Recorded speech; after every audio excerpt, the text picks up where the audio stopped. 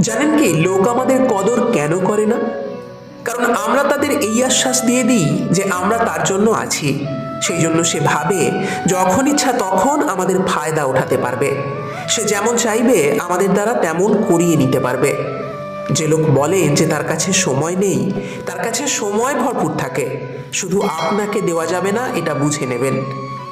যদি কখনো শত্রুকেও সাহায্য করতে হয় সরে আসবেন না। আমরা হৃদয়বান, বদলা নেওয়া তো হৃদয়হীনের কাজ। তার মন ভরে গেছে এই কথা আপনাকে যতটা কষ্ট দেবে ততটাই আপনাকে খাদে পড়া থেকে বাঁচাবে। তো পরের বার তার সামনে সময় ভিক্ষা করবেন না। সে নিজের ঘরই চালাচ্ছে, যে নিজের ঘরের অভিযোগ অন্যের কাছে শোনাচ্ছে।